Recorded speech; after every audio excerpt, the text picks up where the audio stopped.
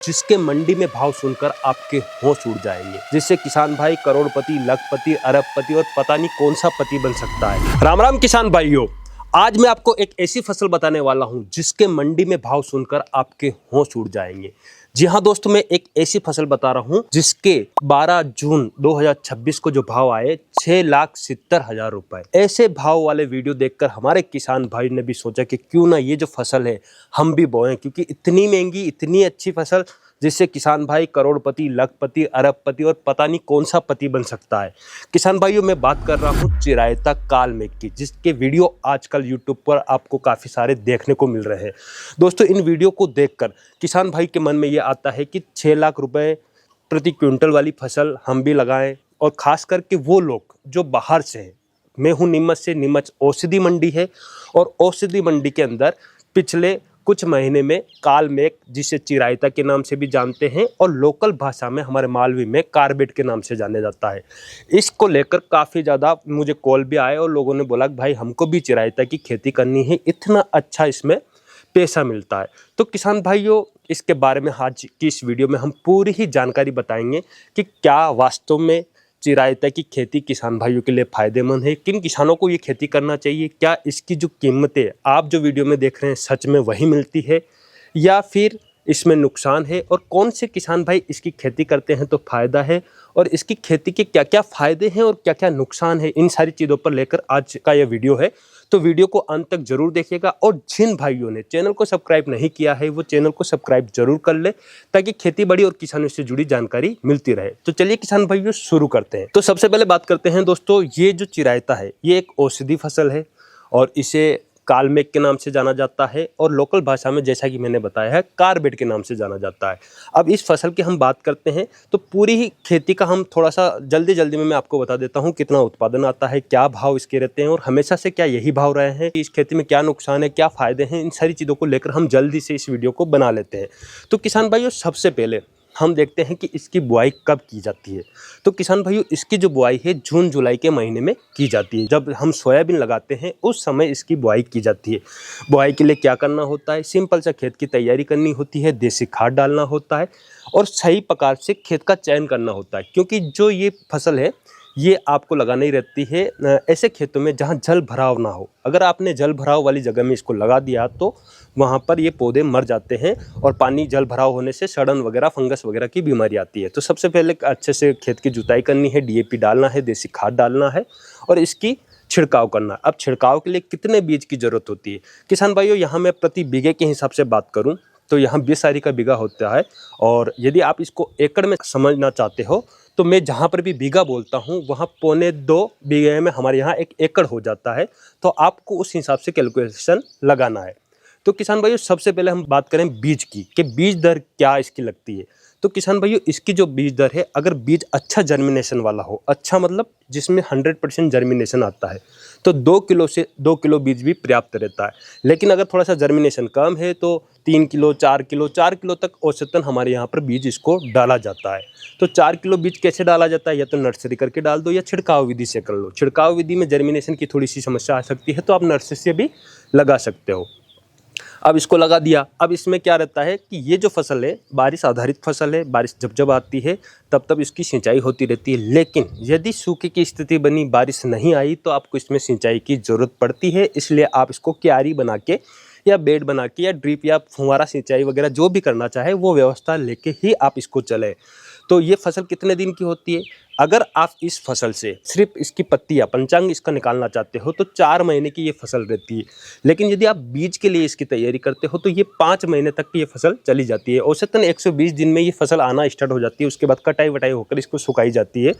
तो चलिए समझते हैं कि जब हम इसको लगाते हैं तो इसका क्या फ़ायदा हमको मिलता है। तो किसान भाइयों, सबसे पहले इसकी अच्छी बात ये है कि आप इसको लगा देते हो, ऐसी जगह लगा सकते हो जहाँ फेंसिंग वेंसिंग की ज़रूरत नहीं होती। इसको नील गाय, दूसरे जो बकरी, गाय, भैंस वगैरह कोई भी पशु नहीं खाता है, क्योंकि इसके पत्ते होते हैं कड़वे, और ये औषधि फसल होती है। जो मेडिसिन बनाने वाली कंपनियां हैं वो इसका यूज़ करती है, वो इसका इस्तेमाल करती है।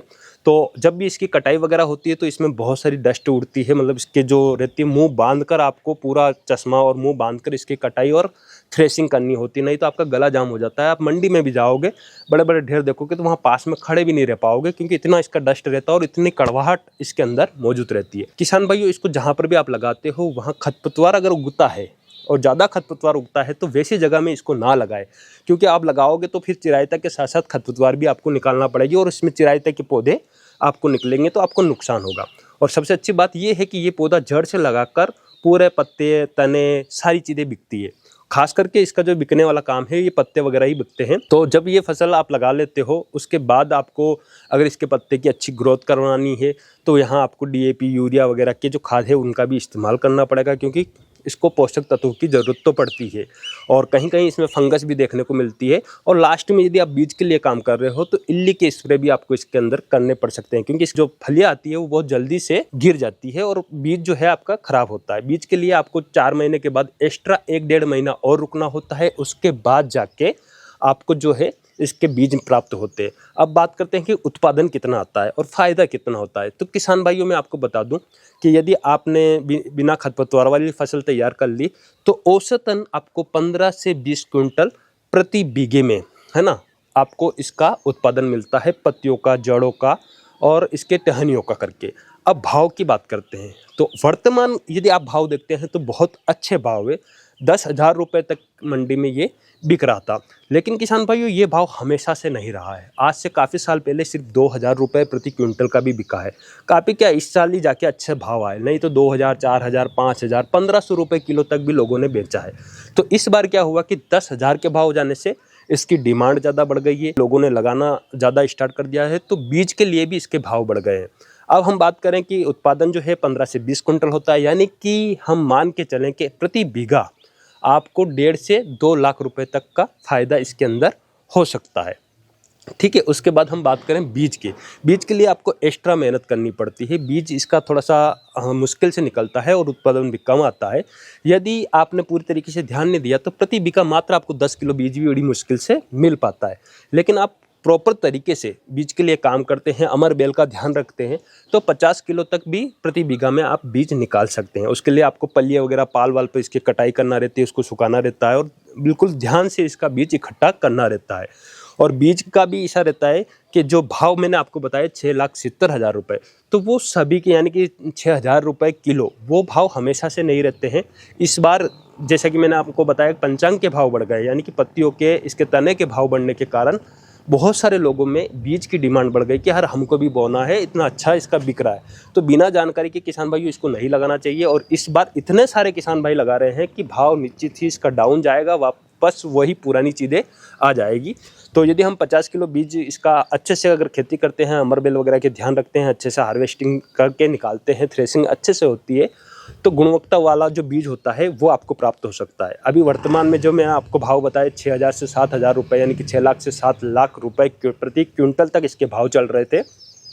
लेकिन हमेशा से ये भाव नहीं रहते। 500 रुपये किलो, 1,000 रुपये किलो, 1,500 रुपये किलो, 3,000, 5,000, वो भी अच्छे जर्मिनेशन के हिसाब से। काफ़ी सारे किसान भाई सोच रहे होंगे कि इसको 1 साल, 2 साल, 3, 4 साल, 5 साल तक इकट्ठा करके हम बीज इकट्ठा करके इसको बेच देंगे तो अच्छा पैसा मिल जाएगा। तो किसान भाइयों ऐसा भी नहीं है। जो जर्मिनेशन वाला है, जो अच्छा बीज है, उसी की आपको कीमत इसमें मिलती है। ऐसा नहीं कि आप 2, 4, 5 साल तक इकट्ठा करके बेचेंगे तो उसका भाव निश्चित ही आपको कम मिलेगा। और किसान भाइयों ये था, मतलब मोटा मोटा आपको मैंने बताया है। अब डिसीजन आपको लेना है, क्योंकि क्या होता है कि हम भाव देखकर फसल बो देते हैं। और जो बाहर के किसान भाई हैं उनको मैं बता दूं कि आपको इसको बेचना नीमच के अंदर पड़ेगा। नीमच औषधि मंडी है, आपके वहाँ बिकता है तो अच्छी बात है, लेकिन पहले आप तलाश कर ले कि आपको बेचना कहाँ है। लगाने में तो आप कुछ भी लगा लोगे, लेकिन सबसे पहले बेचना कहाँ है और आपके वहाँ से ट्रांसपोर्ट भाड़ा वगैरह क्या लग रहा है, वो खर्चा कैलकुलेशन करके ही फिर इस फसल को बोए। क्योंकि मैं तो इसको काफ़ी सालों से देखता आया हूँ। इस बार जाके इसका अच्छे से भाव मिल गया है, वीडियो अच्छे से वायरल हो गए, तो बहुत सारे किसान भाइयों के फ़ोन आने लग गए कि भाई हमको भी चिरायता लगाना है, चिरायता लगाना है।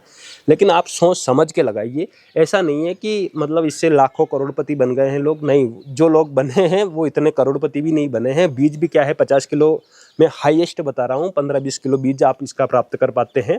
और वो भी ज़रूरत नहीं है कि आप अभी 6000 का भाव चल रहा है तो आने वाले समय में 6000 इतनी ज़्यादा मात्रा में आ जाएगा तो आपकी कटिंग होना फिक्स है। तो किसान भाइयों, आज का ये वीडियो आपको कैसा लगा हमें कमेंट करके ज़रूर बताइए।